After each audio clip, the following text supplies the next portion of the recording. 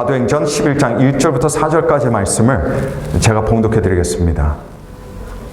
유대에 있는 사도들과 형제들이 이방인들도 하나님의 말씀을 받았다 함을 들었더니 베드로가 예루살렘에 올라갔을 때에 할례자들이 비난하여 이르되 내가 무할례자의 집에 들어가 함께 먹었다 하니 베드로가 그들에게 이 일을 차례로 설명하여.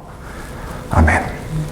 자, 여러분, 지난주에 우리가 사도행전 10장을 살펴봤습니다. 사도행전 10장에는 사실 당시 전혀 어울리지 않는 두 사람의 만남에 대한 이야기였습니다. 그 두 사람이 누구였습니까? 바로 뼛속 깊이까지 유대인 출신이었던 베드로와 그리고 또 다른 한 사람은 이방인인데 그냥 이방인도 아닙니다. 팔레스타인을 점령하고 지배하고 있던 로마의 군인 백부장 고넬료였습니다. 여러분, 사실 두 사람이 만날 일이 전혀 없었어요. 그리고 전혀 어울리지도 않던 두 사람들이었습니다. 근데 더 나아가서 이 두 사람 함께 만나서 같이 대화를 나누고 교제를 나누면 안 되는 그런 사이였습니다. 왜냐? 여러분, 지난주에 제가 누차 설명을 드렸지만 유대인들은 이방인들과 어울리면 안 되었기 때문에 그랬습니다. 그런데도 불구하고 하나님께서는 이 두 사람을 전혀 어울리지 않는 두 사람, 인간적인 입장에서 봤을 때는, 시각에서 봤을 때는 둘이 만나면 안 되는 그 두 사람, 서로 오히려 원수 같고 대적 같은 그 두 사람, 하나님께서 만나게 해주셨습니다. 그리고 그 자리에서 어떤 일이 일어납니까? 예수 그리스도의 복음이 전해지기 시작했습니다. 여러분, 사람들 사회는 나뉘어져 있는 그런 사회입니다. 사실 사람들이 다 나뉘어져 있어요. 서로 다 갈라져 있습니다.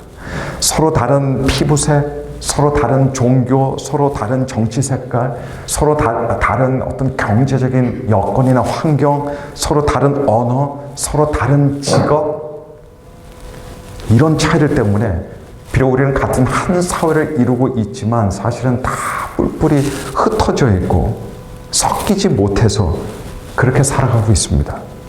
그러다 보니까 자연스럽게 대두되는 게 뭡니까? 자연스럽게 대두되는 건 차별이에요. 차별. 그래서 어떤 사회든 차별이라는 게 반드시 존재한다는 거예요. 유대인과 이방인들 사회에서도 차별이 존재했습니다. 근데 여러분, 이런 차별의 문화는 정치적 제도로 해결이 되는 문제가 아닙니다. 어떤 도덕적인 의식이나 교육적 차원으로 개선이 되는 게 아니에요. 근데 이렇게 서로 다른 두 사람들을, 서로 너무나도 다른 모든 사람들을 하나로 만들어주는 것이 있습니다. 차이점이 아무리 커도, 아무리 서로 달라도 우리를 하나로 만들어주는 것이 바로 예수 그리스도의 복음입니다. 여러분, 왜 예수님의 복음 앞에 사람들이 다 전부 다 똑같은 한 자리로 오게 되고 그리고 똑같은 한 곳에 설 수밖에 없냐면요, 예수님의 복음이 사람들을 하나님 앞에 세우기 때문에 그렇습니다. 예수님의 복음을 듣는 사람은 하나님 앞에 서게 돼 있어요. 그 복음을 받아들이든 받아들이지 않든 하나님 앞에 세우는 것이 예수 그리스도의 복음입니다. 근데 하나님 앞에 서게 되는 그 자리에는요, 그 어떤 불평등도 존재하지 않습니다. 차별이 있을 수 없어요. 왜냐하면 그 자리에는 모두가 다 똑같은 하나님께서 만드신 인간들일 뿐이기 때문에 그래요. 모두가 다 구원이 필요한 존재들입니다. 그리고 오직 하나님의 전적인 은혜로만 구원을 받을 수 있는 존재로 거기에 딱 서게 되기 때문에 그래요. 다른 건 다 필요 없습니다. 제가 군복무할 때 당연히 군이다 보니까 군인교회를 다녔죠. 근데 군인교회를 다니면서 제가 보고 느낀 것들이 많습니다.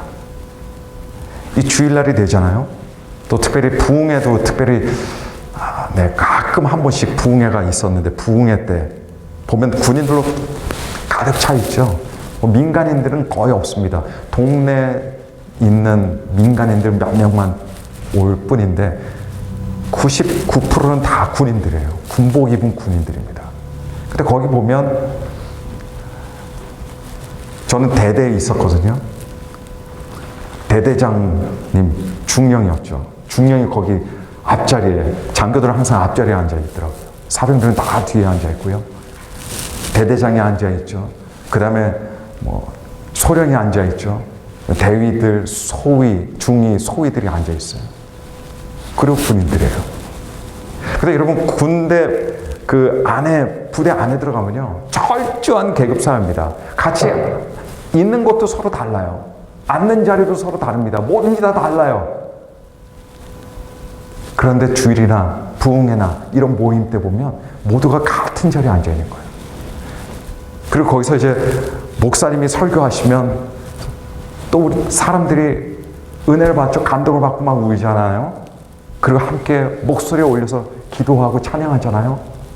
다 똑같이 하더란 말이죠. 교회에서. 아무리 높은 대대장이 있다 하더라도, 소령이 있다 하더라도, 또는 대위 중에 소위들이 있다 하더라도 교회 안에서는 다 똑같아지더란 말이죠. 거기는 계급이 없었어요. 그냥 모두가 하나님의 은혜를 받으면 기뻐하고 좋아하는 하나님 앞에 그런 사람들이었을 뿐입니다. 하나님 앞에는요, 어떤 구분도 없어요. 어떤 구별도 없습니다. 거기는 차별이라는 게 있을 수 없어요. 모두가 다 똑같습니다. 모두가 다 똑같아요. 하나님 앞에 서게 되면 남편이나 아내나 똑같아지고, 하나님 앞에 서게 되면 부모나 자녀가 다 똑같아지더란 말이죠. 아무리 엄청난 큰 사회적인 어떤 신분의 차이가 있다 할지라도 십자가 앞에 나오면 다 똑같은 사람이라는 거죠. 우리 인간 사회에서는요, 사람들이 계속해서 수십 층의 어떤 다른 계층들을 만들어냅니다. 근데 하나님 앞에 나가게 되면 모든 계층들이 다 없어져요. 허물어져요. 담들이 다 부서집니다. 거긴 더 잘난 사람 없습니다. 더 못난 사람 없어요. 더 똑똑한 사람 없습니다. 다 똑같습니다. 근데 그럴 수밖에 없어요. 그럴 수밖에 없어요. 왜 그런지 아십니까? 왜냐면요, 하나님께서 너무 높으시고, 하나님께서 너무 위대하시고, 하나님께서 너무나 전능하신 분이시다 보니까 그 앞에 우리 사람들이 쓰잖아요. 차이점이 없어지는 거예요. 하나님 너무 크신 분이시기 때문에 그렇습니다. 우리 사람들 사이에 차이점, 다른 점들은 아무런 의미가 없어진다는 이야기예요.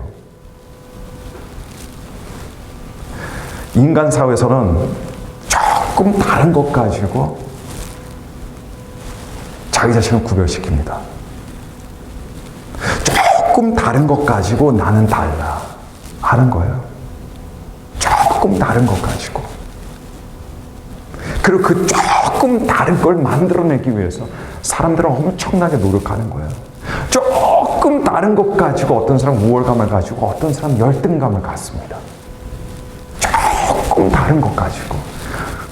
그 우주 만물을 만드신 하나님들은 보이지도 않을 것 같고 그런 것들 가지고.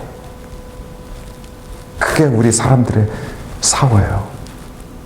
근데 더군다나 하나님께서는요, 외적인 것들을 또 전혀 보지 않으시네요. 하나님은 사람 마음의 중심을 보시네요. 그 사람들이 서로 나를 다른 사람과 구별시키고 차별시키는 것들 하나님 전혀 개의치 않으신다는 거죠. 보시지 않으신다는 거죠. 그런 것들. 예수 그리스도의 복음은 모든 사람들 다 똑같은 자리에 세웁니다. 하나님 앞에 세워요. 그 자리에는요, 모두가 다 똑같아요. 모두가 다 평등합니다. 거기는 차별이 없습니다. 뼛속까지 유대인이었던 베드로, 100% 이방인이었던 이 백부장 고넬료, 너무나도 다른 두 사람이 예수 그리스도 복음으로 하나님 앞에 서게 되니까 똑같아지더란 말이죠. 거기서 하나가 되었습니다. 그랬더니 상상도 하지 못한 일이 벌어지는 거예요. 어떤 일입니까? 유대인과 이방인이 같이 기도하는 거예요. 함께 있어도 안 되는데, 서로 대화를 나눠도 안 되는데, 두 사람이 같이 기도하더란 말이죠.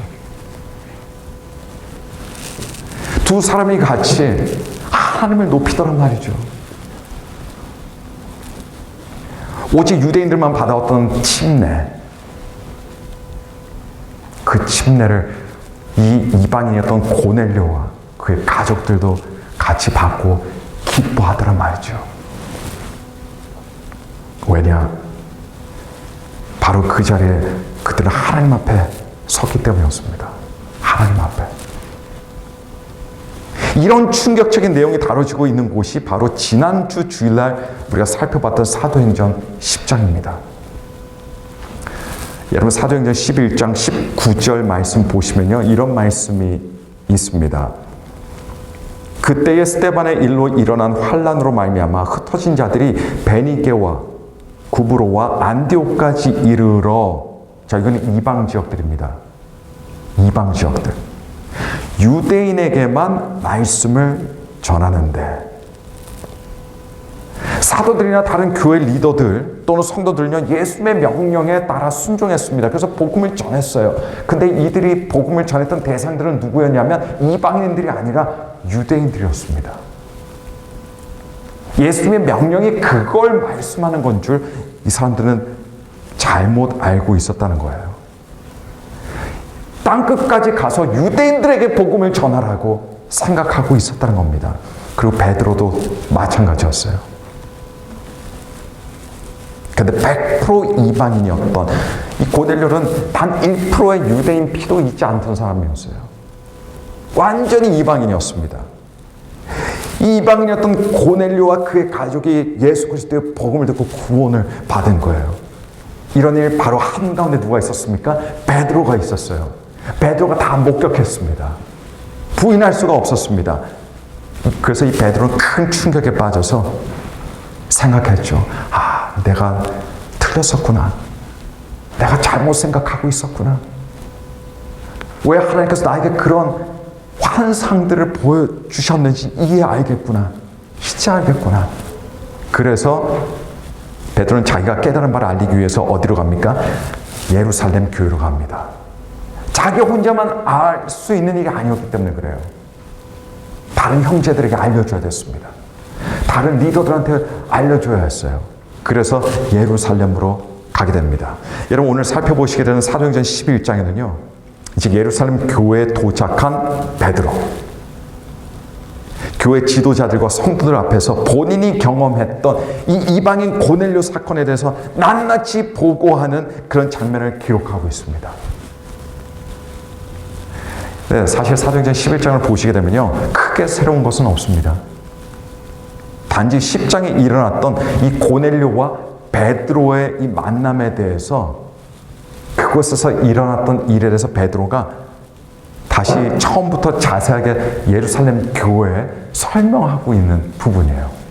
그러니까 어떻게 보면요, 똑같이 또 중복되고 있다는 그런 느낌을 받습니다. 이미 10장에 있었던 내용이 11장에 설명이 되고 있는 것 뿐이에요. 그래서 크게 새로운 거는 없는 것 같아요. 그런데 여러분 사도행전 11장에 엄청난 일이 벌어집니다. 엄청난 일이 벌어져요. 아주 중요하고 의미심장한 일이 벌어집니다.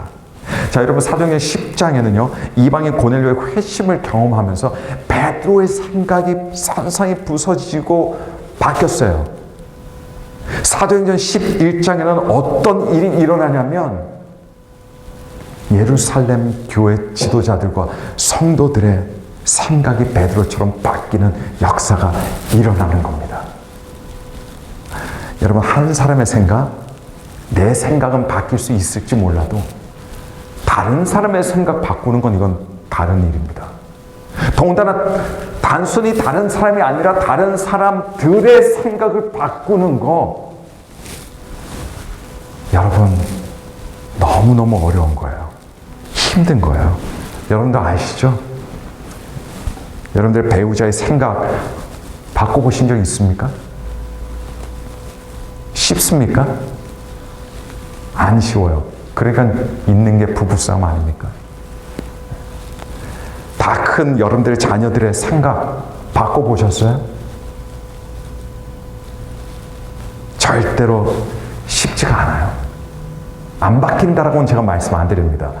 그런 아내나 남편은 그렇다 치더라도 자녀들의 생각 바꾸는 것도 너무너무 어려워요. 어릴 때는요, 한번 버럭 화내면 그걸로 바뀌어졌는데, 어릴 때는요, 다 크고 나니까 이건 뭐 버럭 해봤자 아무 소용이 없더라는 거죠. 오히려 부작용만 일어나요. 그래서 이 부모들은 빨리 그 순간을 캐치를 해야죠. 이제는 이게 통하지 않는구나. 다른 방법으로 이제 가야 되는 거예요. 근데 계속해서 버럭 하다 보면 가정에 불화가 생기고, 아무리 자녀들이지만 자녀들이 부모를 따르지 않게 되는 거죠. 우리 자녀들의 생각도 부모가 아무리 얘기하려고 해도 잘 바뀌어지지 않아요. 물론 그렇다고 무조건 부모가 맞다는 얘기는 아닙니다.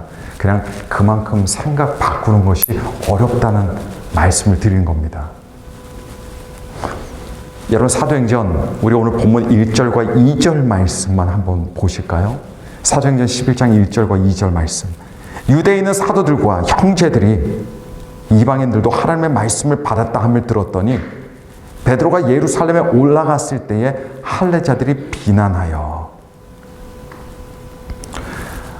베드로가 사실은 예루살렘에 당도하기도 전에 이방인 고넬료가 복음을 받아들이고 성령께서 고넬료와 그의 가족에게 임했다는 것이 속보로 예루살렘에 전해졌어요. 원체 충격적인 일이니까 베드로가 가기도 전에 그 소문이 쫙 퍼졌습니다. 근데 베드로가 그 소식을 가지고 예루살렘 교회에 도착하자마자 어떤 일이 벌어집니까? 가장 먼저 사람들의 질타를 받습니다. 질타를 받아요. 사람들이 화가 나 있어요. 심한 책망을 받게 됩니다. 어떻게 이방인 고넬료가 성령을 받게 되고 침례까지 받게 되었는지, 이거는 두 번째예요. 이거는 별로 관심 없어요. 이게 사실은 엄청난 건데, 유대 기독교인들은 다짜고짜 베드로가 이방인 집에 들어가서 그들과 함께 교제 나누고 했다는 것 자체가 지금 벌써 이것만으로 엄청 지금 잔뜩 화가 나 있는 거예요. 분노. 왜냐하면 이들에게 있어서 유대인들은 이방인들과 대면하면 안 된다는 이것이 너무 강했기 때문에 그렇습니다. 여러분, 지금 베드로가 대면하는 사람들은요, 사람들입니다. 사람이 아니에요. 베드로 지금 질책하는 사람들 한 사람이 아니라 사람들이에요. 베드로는 이들에게 이야기를 해줘야 되는데 그게 쉬웠을까요? 쉽지 않았을까요? 여러 사람들의 생각을 지금 바꿔야 되는 거예요. 절대 쉽지 않았겠죠. 그런데 여러분, 11장이 끝나기 전에 어떤 일이 일어납니까? 그 사람들이 생각을 바꾸는 그 일이 일어난 거예요. 물론 모든 것이 가능한 성령께서 역사하시기 때문에 그렇게 되었지만, 하지만 우리는 조금 더 디테일하게 성령께서 어떻게 그렇게 역사하셨는지, 그런 놀라운 일을 하실 수 있으셨는지 우리가 좀 볼 수 있어야 됩니다. 자, 그렇게 완고하던 생각을 가지고 있던 예루살렘 리더들과 성도들이 어떻게 생각을 바꿨을까요? 그 해답은 오늘 본문 말씀에 있습니다. 오늘 본문 말씀 다 읽지는 않겠지만요, 1절부터 4절까지였습니다. 11장 1절부터 4절, 거기에 4절 말씀 한번 보세요. 자, 마지막 9절 4절의 마지막 단어가 뭡니까? 설명하여입니다. 설명하여.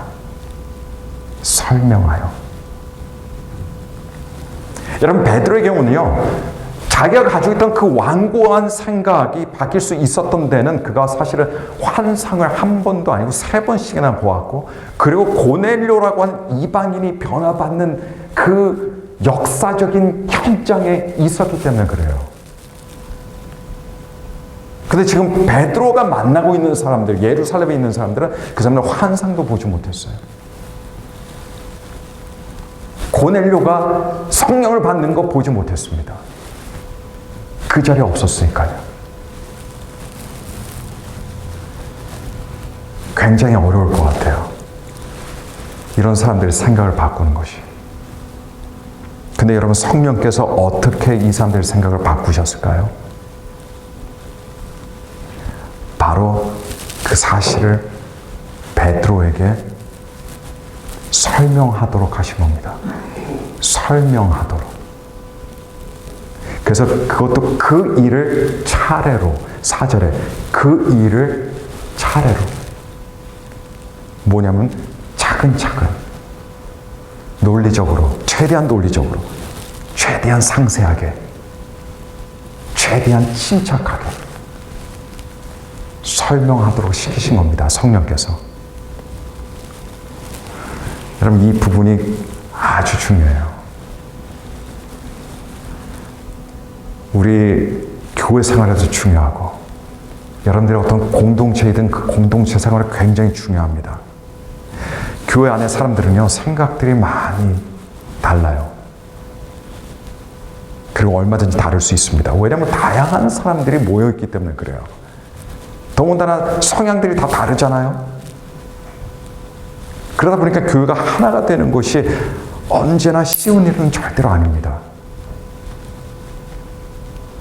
얼마 전에 교회를 찾는 한 분에게 전화를 받았어요, 제가.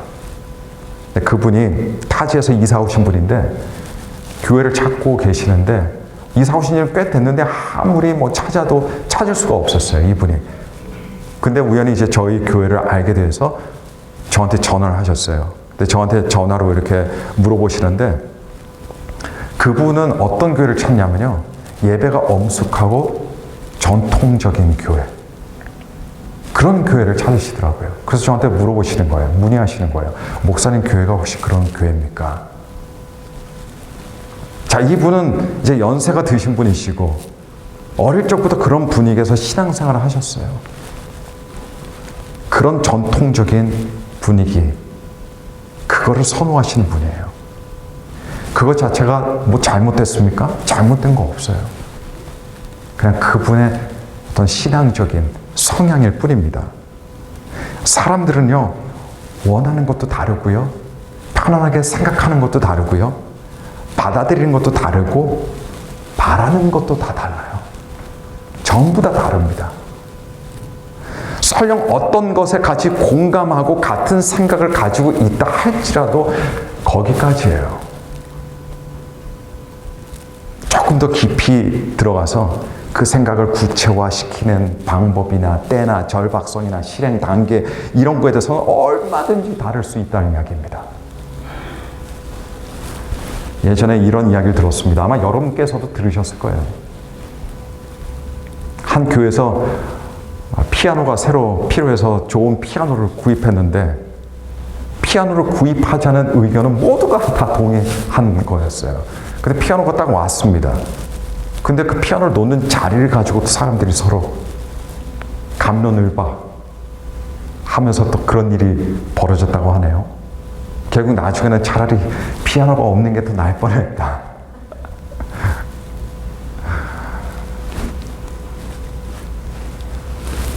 여러분, 모두가 쉽게 받아들이고 쉽게 따르고 쉽게 동의하는 일만 교회에 있으면 그거 너무너무 좋죠. 너무너무 좋아요. 근데 아마 그런 교회가 있다면 아마 그런 교회는 1인 교회일 거예요. 한 사람만 있는 교회. 두 사람부터 생기기 시작하면 그때부터는 서로 다른 거예요. 네, 다른 거예요. 그래서 많은 경우들에 있어서 여러분, 다른 사람들과 함께 공감하지 못하는 일들도 얼마든지 있을 수 있어요. 그리고 공감대가 형성되어 있어도 구체화시키는 과정에서 거기는 사람들의 생각 얼마든지 차이가 있을 수 있습니다. 그런 때 무엇이 필요한 겁니까? 설명을 통한 설득이 필요한 거예요. 설명을 통한 설득입니다. 만일 제가 교회와 관련된 어떤 사안을 가지고 있어요. 근데 제가 혼자 결정할 수 없는 사안입니다. 그래서 여러분들 앞에 그 사안을 같이 알려야 돼요. 그래서 우리가 물론 다음 주에 교인 사무총회가 있지만 그냥 가정해서 그래서 교인 사무총회를 열었다고 생각해 보십시오. 제가 여러분들에게 그 사안을 안건을 놓고 했다라고 했을 때, 근데 여러분들께서 납득이 되지 않으셨어요. 그래서 동의하지 않으셨다라고 할 때, 저한테는 두 가지 선택권이 주어집니다. 하나는 그 자리에서 울든가가 아니고요. 하나는 뭐냐면, 다시 한번 저도 고려하고 생각하면서 포기하든가, 두 번째는 뭐냐면 좀 더 시간을 두고 여러분들에게 설명하고 설득하는 거예요. 그래서 여러분들께 동의를 얻어낼 수 있을 때까지 노력하는 겁니다. 이 두 가지 옵션들이 바로 저한테 생기는 거예요. 여러분, 설명과 설득이라는 건 어렵습니다. 그런데 공동체는 이런 게 반드시 있어야 돼요. 그 설명과 설득은 다른 사람들에 대한 존중이기도 합니다. 네, 이건 교회뿐만이 아니에요. 어떤 공동체든 이게 필요한 겁니다. 심지어 우리 가정에도 필요한 거예요. 이미 생각들이 다른 남편, 아내, 자식들 있으면 설명과 설득의 과정이 꼭 필요한 겁니다. 그래서 우리에게 필요한 게 뭡니까? 설명과 설득이에요. 교회 생활에 굉장히 중요한 부분입니다. 설명과 설득은요, 시간이 많이 걸릴 수도 있습니다. 여러분, 개인이 갖게 되는 생각도요, 하루아침에 만들어진 생각은 거의 없어요. 오랫동안 있다 보니까 만들어지고 한 게 우리가 갖고 있는 생각들이에요. 오랜 경험과 학습과 고민과 어떤 사색으로 만들어지는 것이 우리 사람들이 가지고 있는 생각들이에요. 그것이 옳든 그르든 그걸 떠나서 말이죠. 그리고 그 생각들 뒤에는 나름 다 이유가 있어요. 그 이유들이 합리적이든 합리적이지 않든 감정적이든 충동적이든 어쨌든 다 이유가 있어요. 유대인들이 가지고 있었던 이방인들에 대한 생각, 그것도 하루아침 만에 만들어진 게 아니었어요. 아주 오랜 시간 동안 확고하게 만들어진 생각이었습니다. 물론 어떤 생각들은 짧은 시간에 단번에 그냥 바뀌어질 수도 있어요. 하지만 많은 생각들은요, 그렇지 않습니다. 그렇지 않아요. 그러다 보니까 뭐가 필요합니까? 설명과 설득이 필요한데 또 아울러서 시간이 필요한 거예요. 시간이. 근데 여러분, 시간이 걸리는 것이 답답할 수는 있어도 나쁜 게 아니에요. 왜냐하면 그런 시간을 통해서 상대방의 입장에 설 수 있는 기회들이 생기기 때문에 그렇습니다. 상대방의 입장에서 볼 수 있는 기회들이 생기기 때문에요. 그러다 보니까 자기 자신의 생각도 수정이 될 수 있어요. 그런 기회가 만들어진다는 거죠. 사실 사도행전 10장에 하나님께서 베드로에게 환상을 보여주셨죠. 똑같은 환상을 3번이나 보여주셨습니다. 이게 사실 어떻게 보면요, 베드로에게 설명하고 설득하시는 겁니다. 한 번 딱 보여주시면 그만이시지만 3번, 베드로가 이해를 못하니까, 베드로가 마음속으로 어떻게 이거를 해야 될지, 생각해야 될지 모르니까 3번을 보여주신 거예요. 하나님 편에서 베드로에 대한 배려였습니다. 그리고 지난주에 말씀드렸지만 처음부터 야, 이방인에게 가서 너 복음 전해. 너 침내줘. 그냥 이렇게도 하실 수 있으셨지만 하지만 하나님께서는 그렇게 안 하셨어요. 오히려 환상을 통해서 간접적으로 알려주시고 직접 베드로로 하여금 그 자리에 가서 그것을 목격하게 함으로써 정말 베드로에게 자기 확신을 들 수 있도록 하나님께서 그렇게 인도해 주신 겁니다. 여러분 사도행전 11장 4절 말씀 다시 보시면 베드로가 그들에게 이 일을 차례로 설명하여 사실 베드로는요 자신에게 설명하고 설득할 수 있는 기회를 얻기 전에 베드로는 심한 공격을 받았습니다. 예루살렘 교회에 도착하자마자 왜 이방인과 어울렸냐는 질타를 받았어요. 성경은요 굉장히 강한 단어를 씁니다. 어떤 단어를 사용하냐면 비난했다라고 이야기합니다. 그냥 질타는 아니에요. 질타는 제가 좀 이렇게 다듬어서 여러분들에게 말씀드린 단어고 성경은 비난했다라고 했어요. 여러분 다 비난 받아보셨죠? 그 기분이 어떤지 아시죠, 여러분? 베드로는 도착하자마자 비난을 받았어요. 그 베드로의 마음이 그때 어땠을까? 우리는 너무나도 이해가 잘 됩니다. 여러분 근데 생각해 보세요. 베드로는 어떤 사람이었습니까? 예수의 수제자였어요. 몇 안 되는 사도들 중에 한 사람이었습니다. 교회 기둥이었습니다. 얼마 전까지만 해도 베드로를 통해서 어떤 일이 일어났어요? 중풍병자가 일어났습니다. 죽은 자가 살아났어요. 근데 이들은 그런 베드로에 대한 뭐 그런 격려나 칭찬 없어요. 그냥 먼저 비난하는 겁니다. 비난. 베드로 보자마자 비난의 칼부터 뽑아들고 그걸 막 휘둘러댄 거죠. 안타깝지만요, 초대교회도 비난이 존재했어요. 모두가 이상적으로 생각하는 그 초대교회도 비난이 있었습니다. 그러니까 비난이라는 것은 우리가 앞으로 나아가기 위해서 우리가 극복해야 하는, 그거를 잘 해서 우리가 더 강건하게 되는 어떤 그런 과정으로 우리가 생각해야 돼요. 근데 어쨌든 이쯤 되면요, 베드로는 화를 냈을 법합니다. 아니 이거 그래도 그렇지, 난 그래도 사도인데, 자기 권위를 이렇게 앞세우면서요, 폭발해서 그냥 고래고래 소리를 질렀을 수도 있었어요. 내가 지금까지 무슨 일을 하고 지금 여기까지 왔는 줄 알아? 내가 중풍병자도 고쳤고 죽은 자도 살렸어. 고작 그걸로 나를 비난해?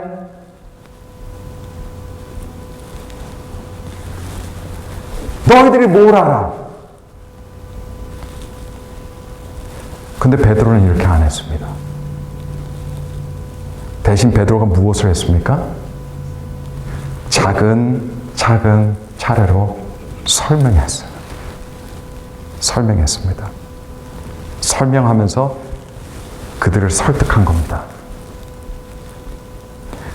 여러분, 저는 성령님의 이 병을 고치시는 능력 너무 부러워요. 저도 그런 능력이 있었으면 좋겠습니다. 아니면 성령님께서 이 죽은 자를, 완전히 그냥 죽은 자를 살리시는 그 능력도 너무 부러워요. 근데 여러분, 사도행전 11장에는 성령님께서 베드로에게 다른 능력을 보여주시는 거예요. 그게 무슨 능력이냐? 기적의 능력이 아니라 설명과 설득의 능력입니다. 설명과 설득의 능력이에요. 그리고 많은 사람들에게 있어서는요, 다른 능력보다 우리에게 더 필요한 능력이 이게 아닐까 싶습니다. 이게 아닐까 싶어요. 그런 능력이 있어서 우리가 주변 사람들에게 복이 되고, 우리가 속해 있는 공동체가 어디든 그 공동체를 굳건하게 해줄 수 있습니다. 공동체에서는 그것이 가정이든 교회이든 직장이든, 여러분, 감정이 먼저 앞서게 되면 모두에게 피해가 발생합니다. 충분한 기다림과 인내의 설명과 설득이 중요한 거예요. 10장과 11장은 고넬료 사건으로 인해서 초대교회 생각이 바뀌는 이런 놀라운 역사를 담고 있는 장들이에요. 이 두 장은 정말 참 중요한 장들입니다. 성령께서는 베드로에게 환상을 통해서 실제 현장을 통해 그의 잘못된 생각을 바꾸셨다면 성령께서는 예루살렘 교회 베드로의 설명과 이 설득을 사용하셔서 그들의 생각을 바꾸실 겁니다.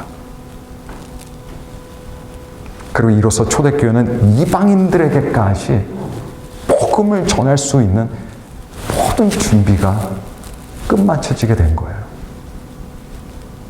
오늘 본문의 이야기가 어떻게 과연 끝날까요? 이미 우리가 살펴봤지만 11장 오늘 이야기 뭐로 시작하냐면요. 비난으로 시작합니다. 비난으로 시작해요. 근데 오늘 이야기의 마지막 18절을 보면요. 그 엔딩은 완전히 달라요. 18절 말씀 보실까요, 여러분? 18절 말씀 보니까 이렇게 기록하고 있습니다. 그들이 이 말을 듣고 잠잠하여 하나님께 영광을 돌려 이르되 그러면 하나님께서 이방인에게도 생명 얻는 회개를 주셨도다 하니라. 처음에는 다소 어려움이 있을 수 있고 원치 않는 어떤 과정들을 거칠 수도 있어요. 하지만 우리가 이런 성령님의 능력, 설명과 설득할 수 있는, 서로를 기다려줄 수 있는 이런 능력을 우리가 갖게 되면 그 엔딩은 하나님께 영광이 되는 엔딩이 되는 줄로 믿습니다. 설령 모든 것이, 모든 설명과 모든 설득이 다 안 통할 수도 있어요. 하지만 우리에게는 우리가 가지고 있는 생각을 알리는 것보다 상대방이라고 하는 사람들이 사실은 더 중요하잖아요.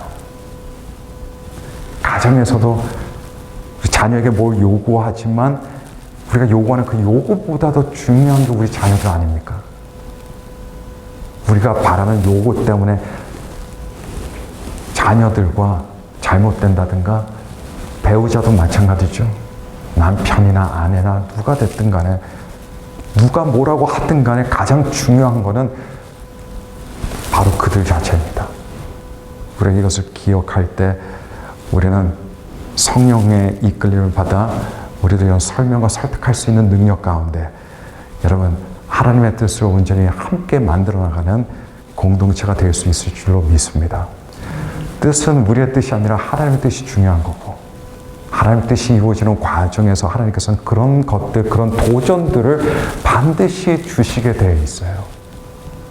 그것들 거치지 않고 그런 과정 없이 누구도 장성할 수 없고 성숙해 갈 수 없습니다. 함께 그런 것들을 경험할 때, 함께 옳은 길로 갈 때 우리 주의 뜻이 우리 가운데서 아름답게 이루어질 줄로 믿습니다. 우리 함께 들은 말씀 생각하시면서 함께 기도하겠습니다.